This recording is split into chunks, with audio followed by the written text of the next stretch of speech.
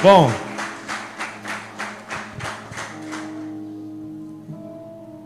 foi propício esse momento, mas nós não vamos deixar o momento da oferta para daqui a alguns minutos, ok? No meio da palavra. Abra sua Bíblia no Salmo 100. Quem estava aqui quarta-feira recebeu uma porção dessa palavra que eu tinha, na verdade, desejo de pregá-la hoje. Mas aquele que começou a boa obra é fiel para completá-la, né? Então eu quero reforçar e completar a mensagem que Deus pôs no meu coração, para que todos sejamos aqui edificados. Hoje é noite de Santa Ceia, noite de testemunho, noite de crescimento. Deus é bom demais. Então abra sua Bíblia em dois textos, Salmo 100 e Marcos capítulo 2.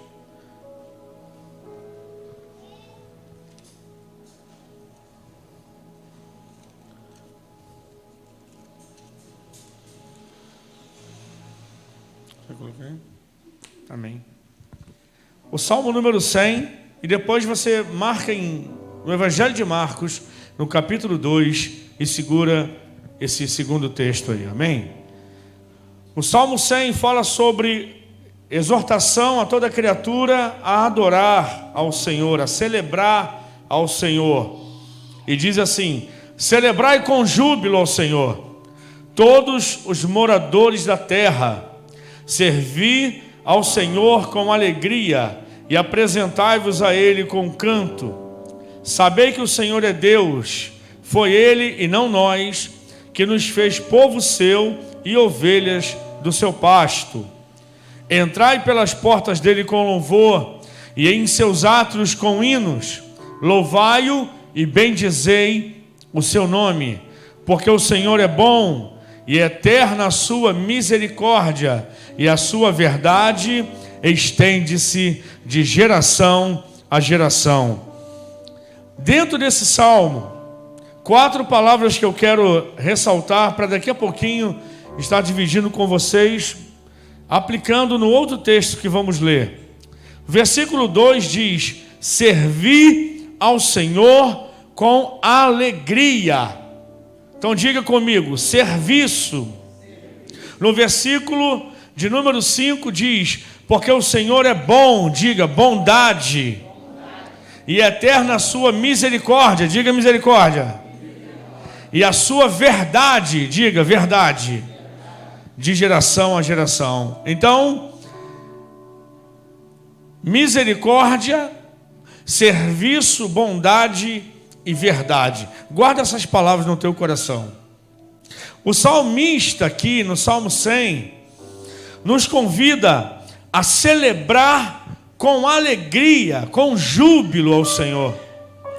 E isso é algo que todo morador da terra deveria fazer, não é algo restrito. Só que é óbvio que aquele que não crê em Deus, aquele que não acha motivos para agradecer a Deus, vai celebrar como? Ainda mais celebrar com júbilo. Celebrar já é algo que manifesta alegria. Agora, celebrar com júbilo é introduzir mais motivos ainda para celebrar a Deus. Você pode celebrar apenas com as suas palmas, é uma celebração. Mas imagina, num culto como esse, onde você, além de ter as suas palmas, você tem as palmas dos seus irmãos. E além de ter a sua voz, você tem as vozes de cada um aqui que se somam. E além de ter nossas palmas e nossas vozes, nós também temos os instrumentos. Então celebrar com júbilo é celebrar a Deus, né? Porque Ele é a celebridade nesse lugar. Ou tem outra celebridade aqui? Se tiver, não pode ter, irmão, porque aí vai ficar pequeno o lugar. A única celebridade nesse lugar é Jesus, amém? Então celebrar é reconhecer que Ele é o motivo da nossa celebração. Ele é a única celebridade entre nós. E fazer isso com júbilo é fazer isso com extravagância mesmo.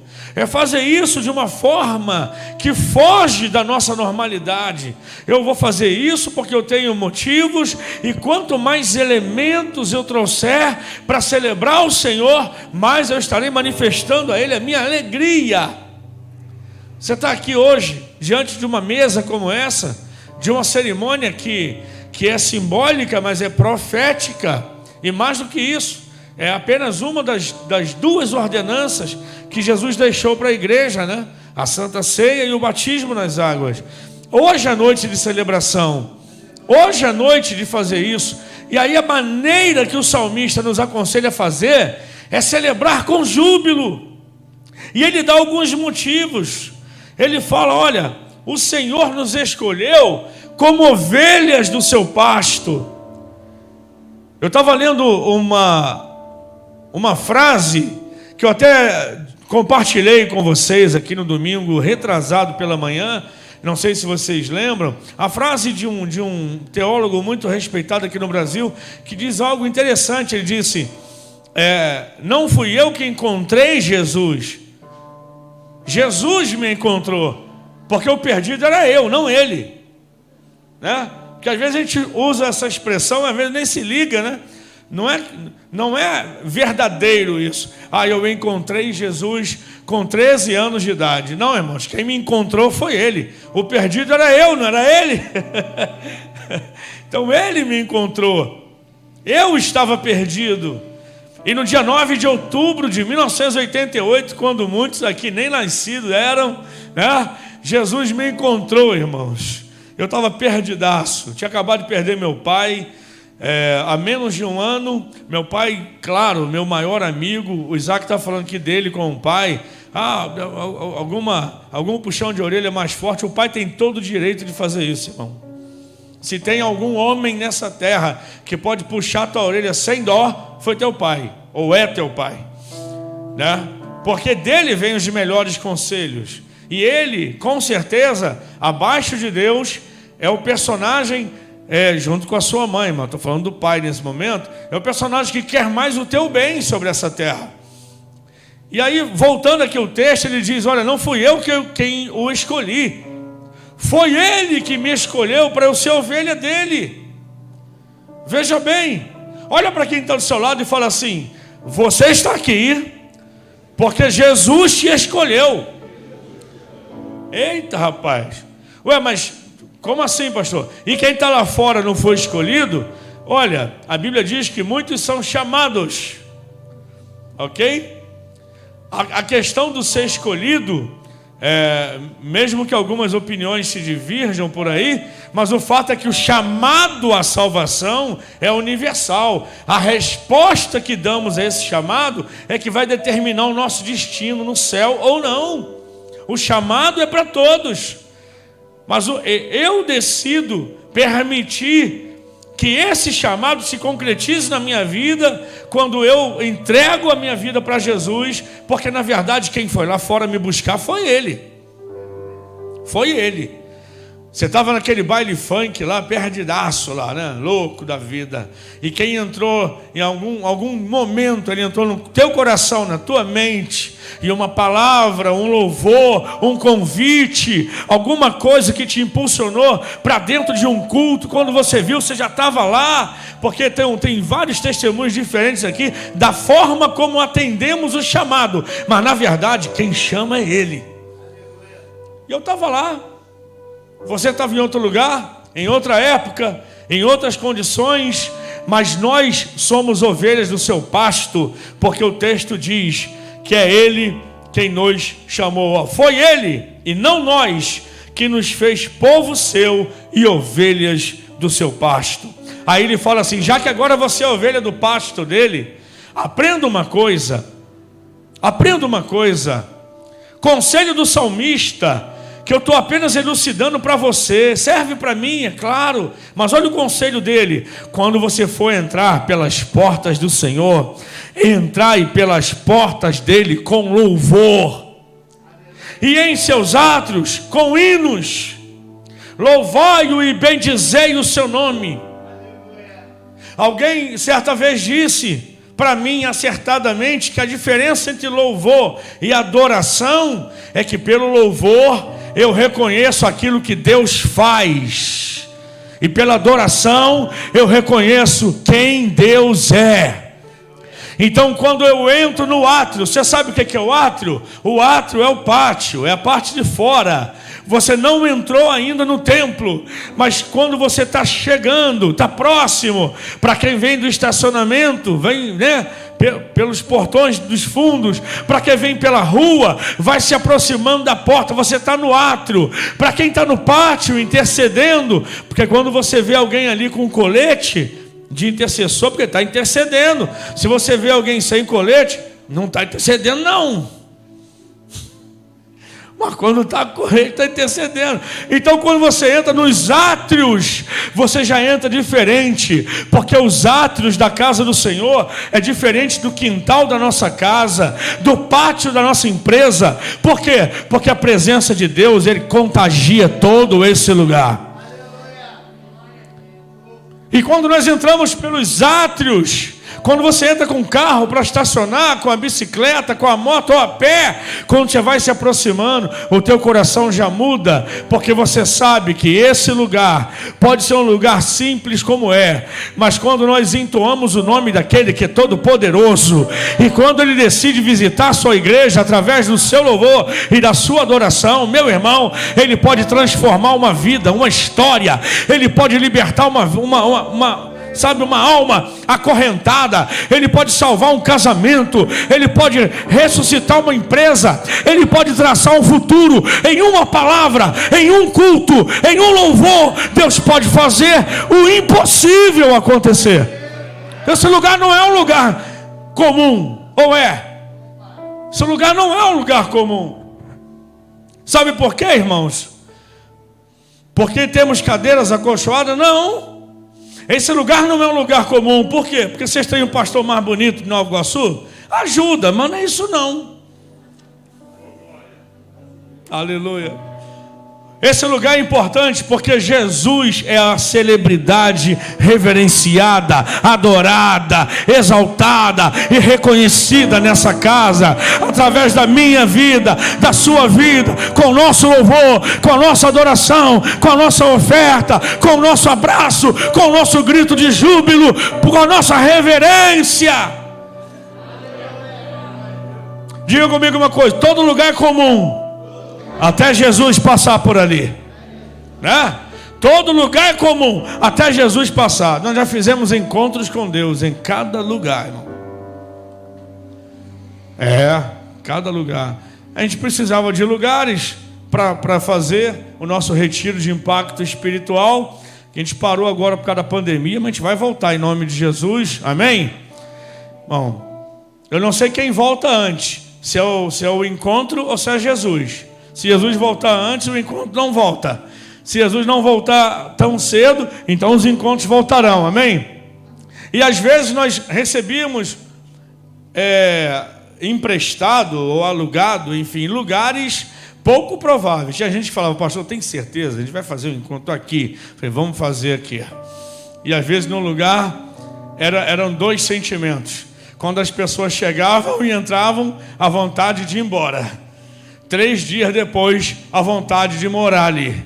Por quê, irmãos? O lugar é simples, o negócio não é muito bom, não tinha muito conforto, mas quando a presença de Deus vem, aquele se torna o melhor lugar da terra.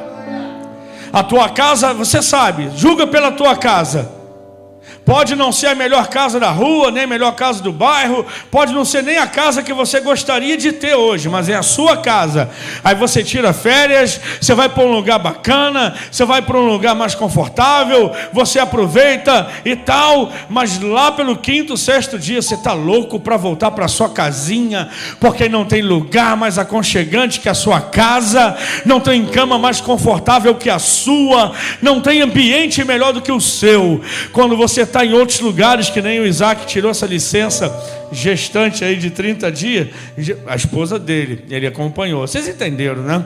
E aí ele disse: eu acredito, porque é isso que acontece. Quando você está longe, quando você está impedido, quando você fica doente e não pode estar na igreja por alguns dias, né? Como no Covid, por exemplo. Quantos de nós aqui, incluindo eu e minha esposa, ficamos ausentes 14, 15 dias, cumprindo todo o protocolo, e a gente sente uma falta enorme desse lugar. Quando ficamos 3 meses sem poder realizar culto presencial, quase 4 meses, fazíamos apenas as lives aqui, e tinha que pregar para a câmera e para as cadeiras vazias, irmãos.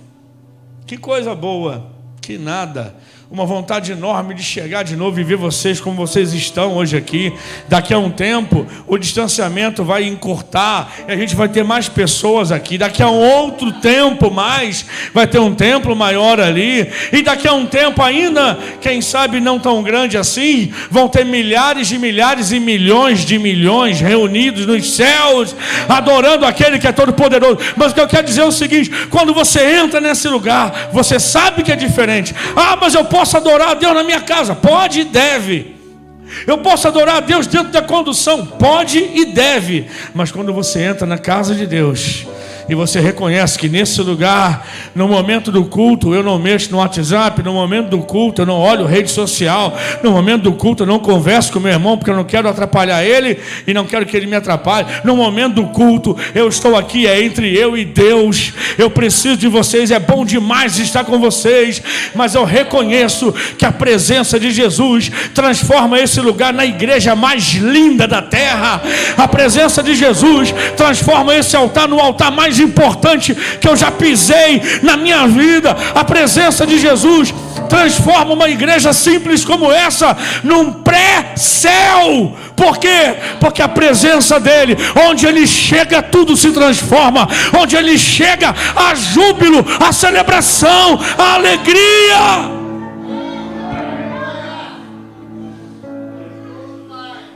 Celebrai com júbilo ao Senhor todos os moradores da terra, servi com alegria, apresentai-vos a ele com cântico, porque ele vos escolheu como ovelhas do seu pasto. Não é assim, Fred? Foi ele quem nos escolheu quando ninguém mais acreditava em você, quando ninguém mais colocava uma moeda por tua vida. Aos 45 do segundo tempo, quem ouve entenda, aleluia, Jesus foi lá e nos pegou e nos resgatou. Vamos voltar para cá, volta para a terra, volta para cá. Ai, onde você estaria hoje se Jesus não tivesse te achado? Hein? Onde você estaria hoje, numa noite como essa, noite de domingo? Onde você estaria? Como você estaria? Se é que você estaria? Mas ele nos achou. Oh, Cadu, que bom que ele nos achou. E ele falou: você vai ser a minha ovelha, eu vou ser o seu pastor. E aí a gente começa a entender. Diga comigo: porque o Senhor é bom e eterna a sua misericórdia, e a sua verdade estende-se de geração a geração. A verdade dele entrou na minha família para ficar. A presença de Deus entrou na minha casa para ficar. Tem gente que diz assim: eu ensino meu filho, mas ele é que vai, né? Eu não sei o que vai ser da vida dele. Eu sei, minhas filhas vão ser mulheres de Deus, cheias do Espírito Santo, vão ser felizes. Aprenderam na igreja desde pequenas a admirar aquelas que ministravam. Hoje elas também ministram, e amanhã estarão ensinando outros a ministrar. Os nossos filhos, porque a Bíblia diz que de geração a geração, começou comigo, atingiu minhas filhas, vai pegar meus netos, meus bisnetos, até Jesus chegar à nossa geração, e de a outra que virá também será apaixonada por Jesus. Levanta a sua mão e diga: os meus filhos. Se você não tem filhos, já profetizou, já era, vai ter. Diga: meus filhos, meus netos e as minhas gerações futuras serão apaixonadas por Jesus. Diga: no mínimo igual a mim, mas eu profetizo que serão mais. Aleluia. Então, a partir de hoje, quando alguém te parar na rua e perguntar quem é que vai ser o teu filho, nunca mais diga, não sei, Deus que sabe. Diga, eu sei, minha filha, Rodrigo, você pode, minha filha será uma grande mulher de Deus. Aleluia. Diga, meu filho, meu neto. Porque aí o Wendel já partiu para o segundo nível, aleluia. Graças à exposição do Isaac e da Bia. E agora vamos lá para Marcos capítulo 2. Eu tenho mais alguns minutos aqui, eu quero compartilhar com você uma palavra. No Evangelho de Marcos, capítulo 2, é melhor aí do que aqui, Evan, acredite. 46, gente, já chegou. E alguns dias depois entrou outra vez em Cafarnaum e soube-se que estava em casa. E logo se ajuntaram tantos que nem ainda nos lugares junto à porta eles cabiam, e anunciava-lhes a palavra. Segura aí. Quem entrou na casa? Nessa casa aí? Quem entrou na casa? Jesus. Aí espalhou-se que Jesus estaria na casa. Aí foi uma multidão para lá. Você faria diferente, irmão? Você faria? Eu estava lá, irmão. Se eu estou na cidade, se eu sou daquela época, né? E alguém chega e fala, olha, o Jesus, o maior profeta de Israel, o que se diz filho de Deus, e tem provado isso com sinais e maravilhas, está na casa do Wendel. Falei, vai todo mundo para lá, cancela a agenda geral, vão todo mundo para lá. Lógico, uma multidão seguia Jesus, e quando souberam que ele estava numa casa, todo mundo foi para lá. E aí rapidamente o lugar se encheu. Não podia ser diferente, irmão. Eu tenho certeza, falando com toda sinceridade agora, que você não veio aqui essa noite por causa de mim. Tenho certeza que não foi. A gente até se respeita muito. Você não veio por causa de mim. Você não veio por causa do ar-condicionado que a gente nem está podendo ligar. Que bom, né? Você não veio porque a gente tem o melhor som, porque não é. Você não veio porque... Não, você veio aqui porque você ainda acredita que Jesus está na casa. E vou te dizer mais, não vale a pena estar numa casa onde Jesus não esteja. Se Jesus não estiver na casa, nem pisa lá. Se Jesus não for bem-vindo numa casa, não entre lá. Se existir outra celebridade que apareça mais do que Jesus, cai fora. Pode ser na casa, pode ser no monte, pode ser na caverna, pode ser onde for. Pode ser numa diocese, pode ser onde for. Jesus não é o único, o mais reverenciado, não é a celebridade príncipe. Sai dali. As pessoas foram para lá não por causa da casa, por causa de quem estava na casa. As pessoas foram para lá porque reconheciam que aquele que estava na casa era o que eles precisavam. A gente precisa rever muita coisa em nossos dias. Se você já parou para pensar naquilo que eu vou te dizer agora, porque é um ponto que de vez em quando a gente toca, é uma tecla que a gente aperta sempre. Eu faço isso por mim e por vocês. Se você já pensou nisso, continue. Mas tem muita coisa que a nossa geração precisa repensar sobre cultuar a Deus. Por exemplo, se pensa muito de o que eu preciso fazer para chamar as pessoas para a igreja.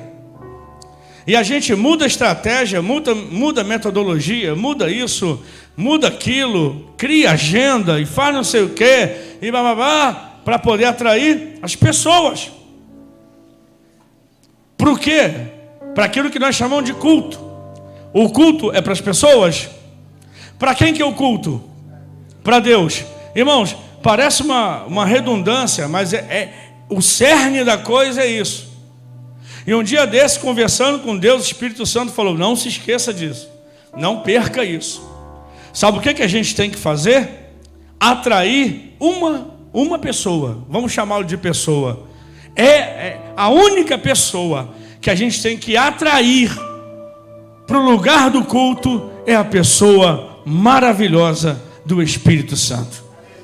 É a pessoa de Deus. Sabe por quê, queridos?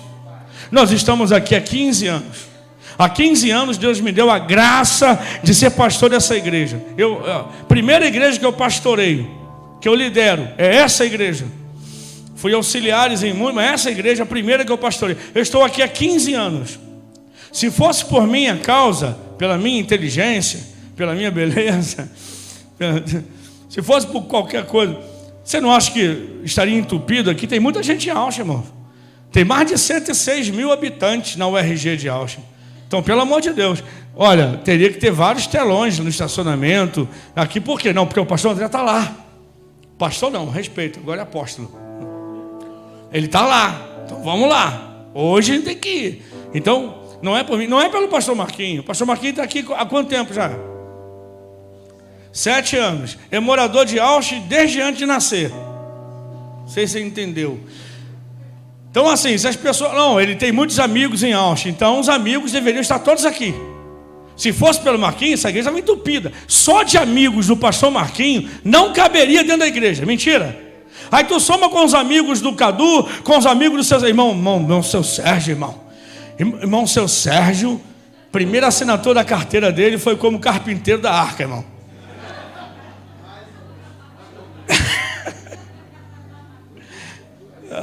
Você sabe que eu te amo, né? Aleluia.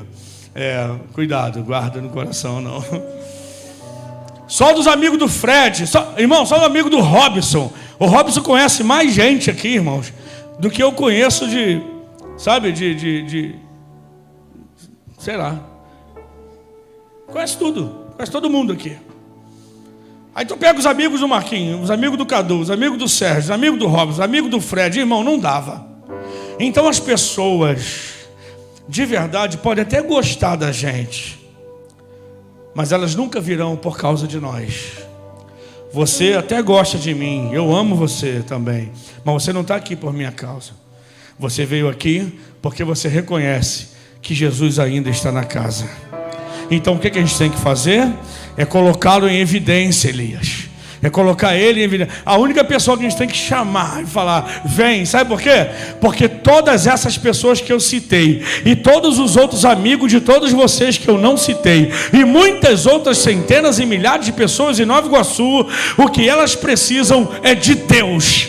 O que elas necessitam é de Jesus. O que elas precisam é do Espírito Santo. O que elas querem é Deus. Então qual é o papel da igreja? Chama Jesus para casa e deixa que a multidão decide se vem ou não. Chama Jesus para casa. Por que eles foram lá? Porque ninguém ensinava como Jesus, ninguém pregava como Jesus, ninguém sorria como Jesus, ninguém abraçava como Jesus, ninguém curava como Jesus, ninguém libertava como Jesus. Não tinha presença mais agradável que a presença de Jesus. Então Jesus estava na casa, a casa entupiu, o quintal entupiu, não cabia mais ninguém. Chamemos Jesus para casa e a multidão vai decidir se vem ou não.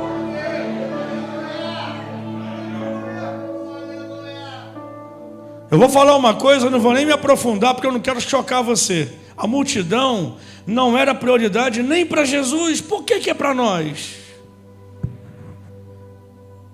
Jesus é que tinha que ser a prioridade para a multidão. Quem seguia quem? Quando quiseram interferir na mensagem de Jesus, falam, o senhor está pegando muito pesado, as pessoas vão parar de te seguir, hein? E ele falou, você também não quer ir não? Vai lá. Para quem iremos nós? Para quem iremos nós? Jesus estava na casa, vamos continuar com o texto.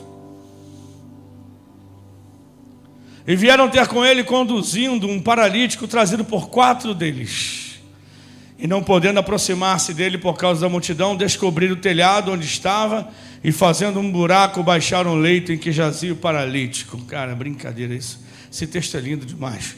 E Jesus, vendo-lhes a fé, disse ao paralítico, filho, perdoados estão os teus pecados. Queria chamar o Rafael aqui à frente. Pode vir, meu filho? Pode vir? Só para a gente ilustrar o que estava acontecendo aqui. Rafael, aqui.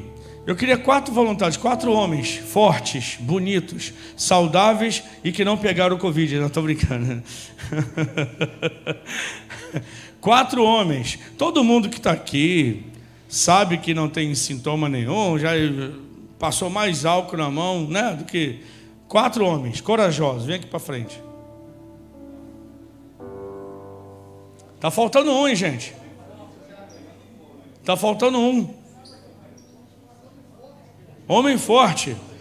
Tá bom, tá bom. Pode ser fraco, mas piora, né? Mais um homem. Não é possível, eu estou vendo um montão aqui, rapaz. Meu Deus! Dá uma salva de palmas ao 4º homem. Não é o da fornalha, mas quebra o galho. Aleluia. Olha o que aconteceu lá, irmãos. Depois a gente brinca, depois a gente conversa. Eu não chamei vocês para conversar aqui, não. Vamos trabalhar. Esse homem. Tinha um homem na cidade que tinha um desejo muito grande de estar na casa onde Jesus estava. E ele tinha algo no coração dele que dizia, como aquela mulher do fluxo disse, se eu tão somente chegar lá e tocar na orla do seu manto, serei curada. De alguma forma, esse homem desejou no coração dele, eu queria tanto estar com Jesus. Sabe, irmãos, quando a gente sente um desejo e tem vergonha de expressá-lo em palavras, com medo de ser julgado por aqueles que vão ouvir, a gente pode estar perdendo uma grande oportunidade de viver um milagre. Tenha vergonha. José sofreu retaliação, mas ele não teve medo de contar os seus sonhos. Paulo sofreu perseguição, mas ele não teve medo de pregar o evangelho. Pedro foi açoitado e preso várias vezes também, mas era soltar ele e ele não tinha medo de voltar a fazer a mesma coisa. Então diga para o seu irmão, não tenha medo de expressar os teus desejos de servir a Deus. Então aquele homem expressou, ele sentiu o desejo. E quando a gente põe para fora, em forma de palavras, os nossos desejos, esses desejos podem virar uma oração. Quando essa oração ela é recheada com fé, pode virar uma sentença profética. E quando é uma sentença profética, o céu baixou e você está a alguns milímetros de viver aquilo para a glória de Deus. Então não tenha medo de falar. Amém? E esse homem sentiu o desejo e de alguma forma, não sabemos em que momento, mas ele falou, eu gostaria tanto de estar lá na casa onde Jesus está agora. Só que ele não podia, sabe por quê, irmãos? Porque ele era paralítico. Eu acho que ele não era o único. Muitas vezes a gente também quer viver alguma coisa, mas se sente paralisado. Paralisado, eu queria viver isso, mas eu não consigo sair do meu lugar. Eu queria tanto viver tal coisa, mas eu não sei como eu vou chegar lá. Mas você precisa transformar isso numa oração. Porque quando você fala, o livro dos Eclesiastes diz que quando nós expressamos nossas palavras, seres alados as capturam e as levam para fora do ambiente onde nós estamos. Deus ouve as tuas palavras. Quando ele disse aquilo, irmãos, 4 amigos que estavam próximos a ele se manifestaram. Por que eu li o Salmo 100? A casa onde Jesus estava tem tudo a ver com o ambiente do Salmo 100. Celebração, alegria, presença de Deus. Jesus estava na casa, muita gente. Imagina o som, imagina o louvor cantado ali, todo mundo batendo palma, quem tinha adufe, quem tinha flauta, quem tinha tambor, quem tinha pandeiro, quem não tinha nada batia nas palmas mesmo, e todo mundo estava celebrando com júbilo, porque Jesus estava na casa. E só um louco ou um morto não consegue celebrar quando Jesus está na casa. Então o Salmo 100 estava cumprindo ali. Por isso eu pesquei no Salmo 100 4 palavras. Diga comigo de novo: misericórdia, serviço, bondade e verdade. A Bíblia não fala o nome dos 4 amigos desse paralítico, mas ele tinha 4 amigos ali com ele, e eu vou batizá-los nessa noite de misericórdia, serviço, bondade e verdade. Amém? São os 4 amigos do paralítico. Quando o paralítico disse: eu queria muito estar na casa onde Jesus está, mas eu não posso. Obviamente que não podia. Ele era paralítico. O amigo chamado misericórdia. Você sabe o que é misericórdia, irmãos? Misericórdia não é só sentir pena de alguém, não. Misericórdia não é sentir dó e falar, tadinho, puxa vida, que pena que ele não pode. Misericórdia é amar o miserável. Misericórdia é se colocar no lugar de quem está incapacitado. Misericórdia é se incomodar de tal ponto com a dor de outra pessoa que ele não fica parado enquanto ele não acha um jeito de ajudar aquela pessoa a viver o que ela precisa. Isso é misericórdia. É tão importante que no Novo Testamento, misericórdia se transformou em ministério, chamado socorro. Aquele que socorre é misericordioso. Sabe de uma coisa? Eu não conheço ninguém mais misericordioso que Jesus. Não é verdade? Só que nessa noite o tema dessa palavra é, diga comigo, 4 características de uma igreja que vive milagres. Quem quer viver milagres aqui? Primeira coisa, claro, indispensável, eu nem coloquei isso nos 4 pontos, é ter Jesus na casa. Se Jesus não estiver na casa, ninguém faz nada, porque quem faz milagres é Jesus. A gente ora, a gente impõe a mão, a gente unge com óleo, simbolizando o Espírito, mas quem cura é Jesus. Quem faz milagre é Jesus. Primeiro, Jesus na casa. Mas a igreja, ela ali mostra as duas faces da igreja. Igreja não é só o povo que está reunido no templo. A igreja é a igreja quando ela está fora do templo. Quem pode dizer amém? Eu não vou bater mais nessa tecla, está muito claro. A igreja estava lá na casa onde Jesus estava, celebrando. Mas a igreja também estava com um paralítico, na forma dos 4 amigos. E esses 4 amigos são as 4 características de uma igreja que vive milagre. Porque para viver milagre você precisa de 3 coisas. Primeiro, quem faz milagres? Jesus. Segundo, alguém que precisa de um milagre. E terceiro, é aquele que vai fazer o elo. É que vai pegar quem precisa e levar para quem resolve. Pega quem precisa e leva para quem faz. De quem é esse papel? Da igreja. Então a gente fala assim, meu Deus, eu quero viver no meu tempo, quero ser uma igreja de milagres. Então a primeira coisa é centralizar Jesus na casa. Ele é o centro, diga, ele é o centro. Diga, ele é o centro. Ele estando na casa, qual é a segunda participação agora da igreja? Trazer o paralítico, trazer o problemático, ide pregar o evangelho, traz, porque Jesus está na casa e ele faz milagre na casa. Então o amigo misericórdia disse, eu não posso fazer esse homem andar, mas ele e eu cremos numa coisa, se ele realmente estivesse lá com Jesus, isso daí poderia realmente acontecer. Amém? E quando esse amigo chamado misericórdia fala isso, porque ele se coloca no lugar desse homem, o outro amigo, que é o serviço, diz, então vamos levar ele. A igreja, ela sente sim a dor do pecador, mas às vezes ela confunde misericórdia com sentir pena, sentir compaixão, sentir dó. E para aí, a misericórdia, ela é maior do que o dó, é maior do que a pena, porque a misericórdia diz, eu estou me colocando no lugar do necessitado, mas eu preciso fazer alguma coisa para mudar a história dele. E aí vem o amigo do serviço, ele fala, se é para levar, então vamos junto. E aí eu queria que esses 4 amigos segurassem esse homem aqui. Aleluia. Deita.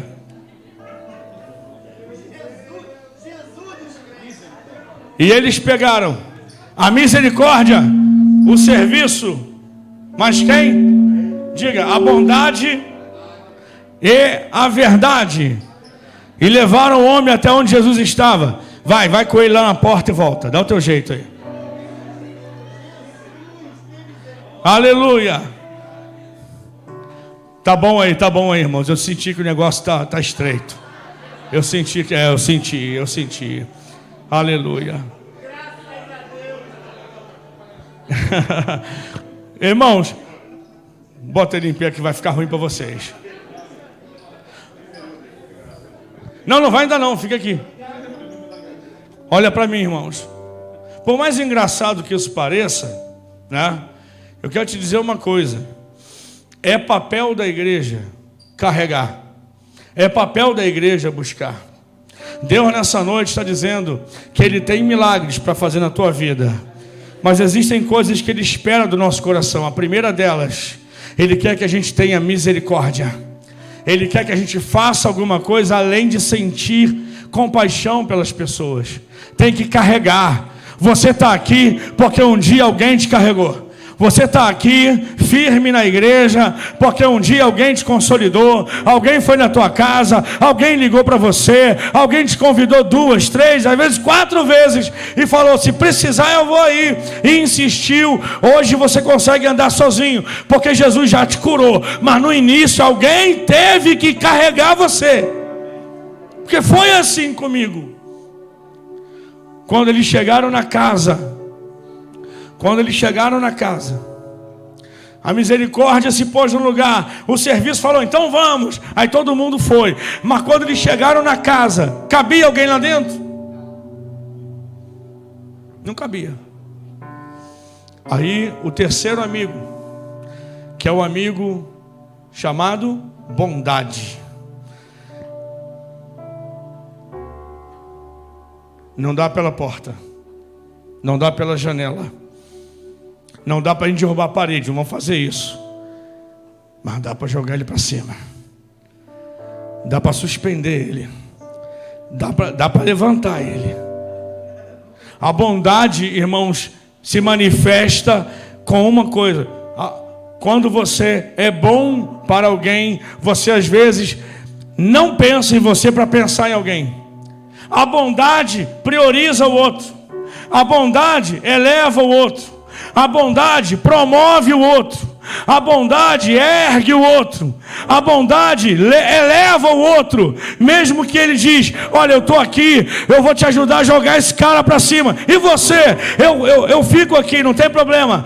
Ele precisa mais do que eu.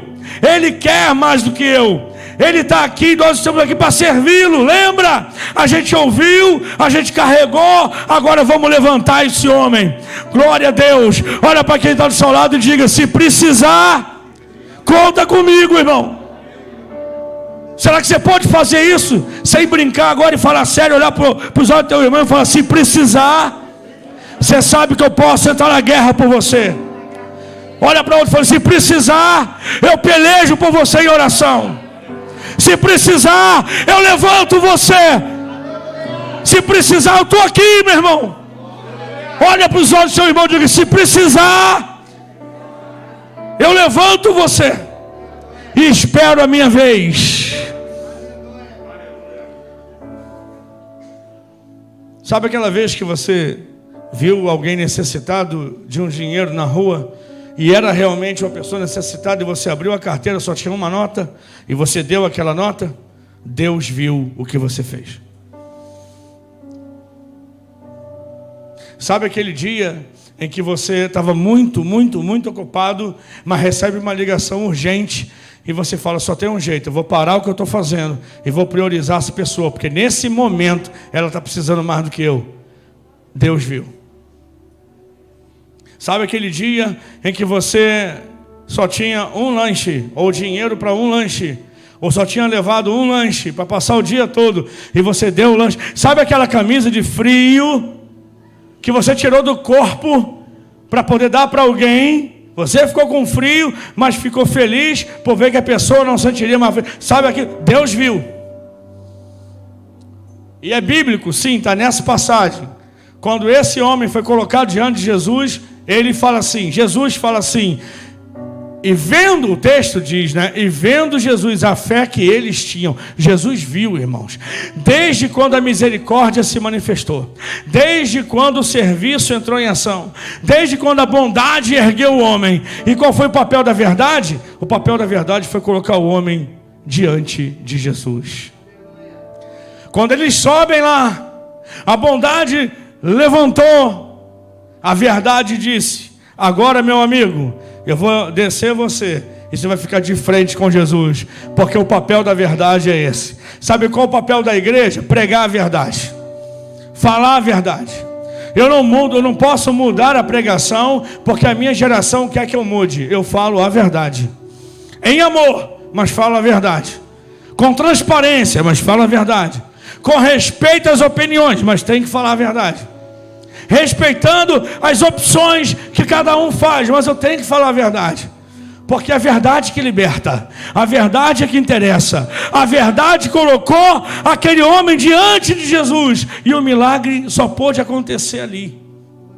Diga comigo: o milagre aconteceu porque Jesus estava na casa e porque 4 amigos levaram o paralítico. Diga: misericórdia, serviço, bondade e verdade. Eu quero te convidar para você ficar de pé agora. Isso inclui vocês também, por favor. Porque agora é o momento que você vai pegar a sua oferta. Claro que é só para a gente praticar algo que a gente combinou aqui quarta-feira, que faria. Pessoa que eu esqueci. Quantos têm um propósito para apresentar ao Senhor nessa noite? Porque você sabe que a oferta não pode ser dada sem propósito. Quantos têm um propósito para apresentar ao Senhor hoje aqui? Então eu vou te pedir uma coisa. Pega essa oferta, que nem eu vou pegar a minha oferta aqui. Você vai receber o envelope da mão dos obreiros. Vou deixar aqui até o meu chegar. E eu quero te pedir uma coisa agora, meu irmão.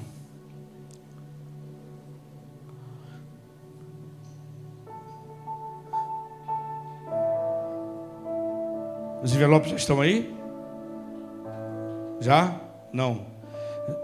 Pede ajuda aí para distribuir rapidinho. Cadê os 4 amigos? Os 4 amigos vieram para trabalhar, meu irmão. Os 4 amigos ajudam a distribuir envelope rápido aí. E eu queria que você pegasse o envelope e colocasse a sua oferta.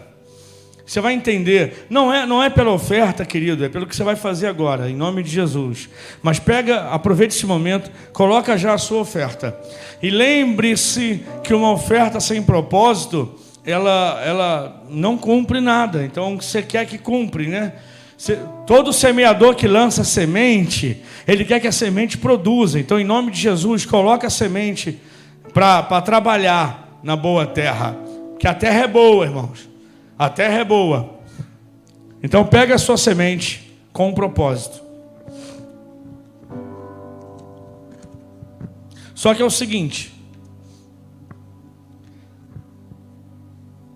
olha para a sua volta.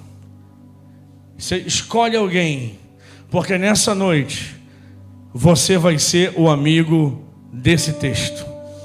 Você não vai ofertar pelo seu propósito, você vai ofertar pelo propósito dessa pessoa.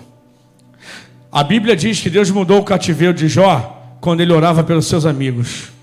Quando você prioriza o outro e fala para Deus com toda a tua sinceridade, dizendo: Deus, o Senhor sabe que eu preciso, mas nessa noite eu estou aqui, não é para pedir por mim não, é pelo Elias. Essa noite eu estou aqui para pedir pelo Rafael. Essa noite eu estou aqui porque eu quero que o Senhor abençoe. E aí eu quero te fazer uma pergunta com toda sinceridade. Você vai me responder com um amém, com aleluia, com glória a Deus, com algum som da sua boca. Amém? Aleluia?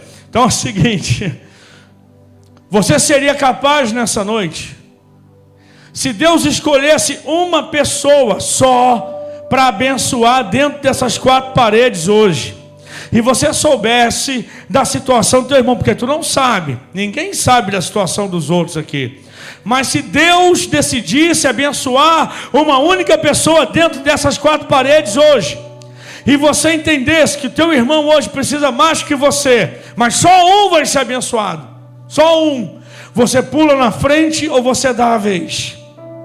Se você seria capaz de priorizar o seu irmão com o amor que Cristo pôs no teu coração, então faz um barulho com a tua voz aí.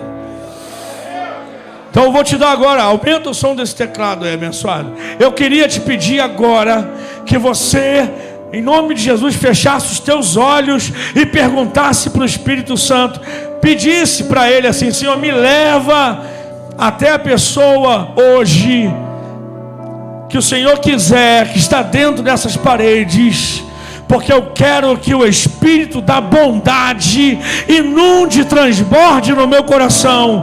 Eu quero ser um canal de bênção, eu quero priorizar a vida do meu irmão. A Bíblia diz para considerarmos os outros superiores a nós mesmos. É esse o momento.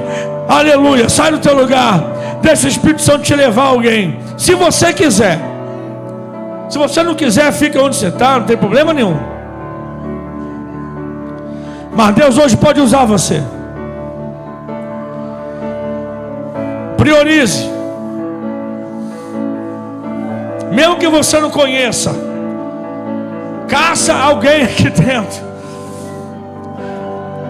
Se una a essa pessoa. Levanta a tua voz e diga: Jesus, hoje eu quero que o Senhor abençoe meu irmão antes de mim. Eu quero ver esse meu irmão sendo honrado por ti. Tem coragem? Vai. Você acha que aqueles 4 homens eram desocupados? Não, eles priorizaram o paralítico e foram instrumentos de um grande milagre. Aprenda que tem mais pessoas nessa terra além de você. Tem mais pessoas que precisam de Deus além de mim e de você.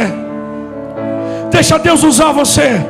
Ora por essa pessoa e diga: Deus, hoje eu não estou pedindo por mim, eu quero que o Senhor honre ele, eu quero que o Senhor honre ela.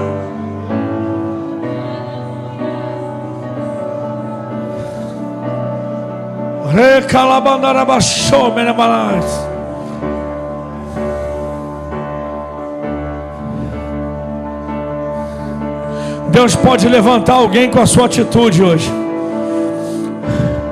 Deus pode fazer alguém andar com a sua atitude hoje. Os céus podem se abrir sobre a vida dela e sobre a tua vida pela sua atitude hoje. Tem outras pessoas além de nós. Precisamos ser mais compassivos, misericordiosos.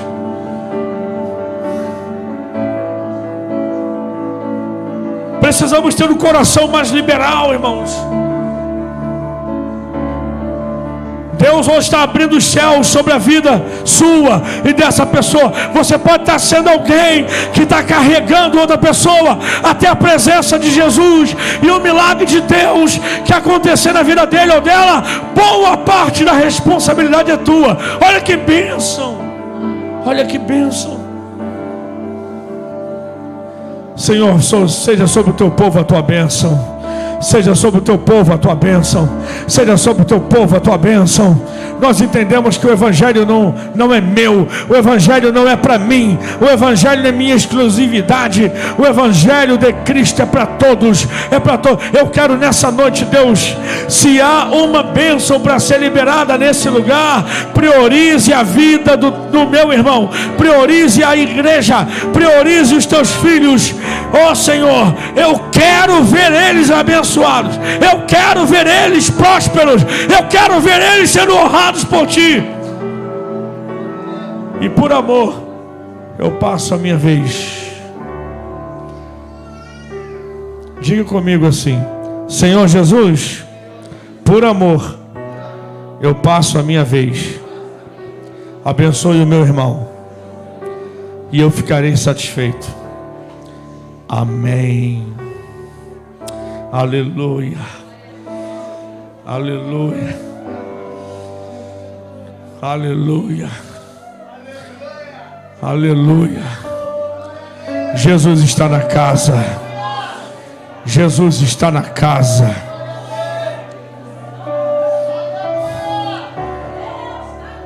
Jesus pode ter curado uma paralisia hoje usando você. Jesus pode ter aberto uma porta hoje usando você. Jesus pode ter feito um milagre em famílias aqui usando você. E eu te desafio, irmão, nessa semana Deus vai surpreender você. Porque o texto diz que Jesus viu a fé daqueles 4 amigos priorizaram o paralítico. O paralítico foi curado. Você acha que Jesus ficou devendo para os outros 4? Duvido. Eles viveram uma mudança de vida. Que essa mudança, que essa novidade de vida venha inundar você e a tua família ao longo dessa semana. Quem pega essa palavra, levanta a mão e dê glória a Deus. Agora você pode passar o envelope para o obreiro. E nós vamos celebrar a ceia do Senhor. Não antes de adorar Ele, né, irmãos? Não antes de adorar. Vem, Ministério de Louvor, vamos adorar o Senhor. Depois o pastor Marquinho vai estar ajudando aqui, assumindo. Hoje nós meio que invertemos aqui, ele vai ministrar a ceia.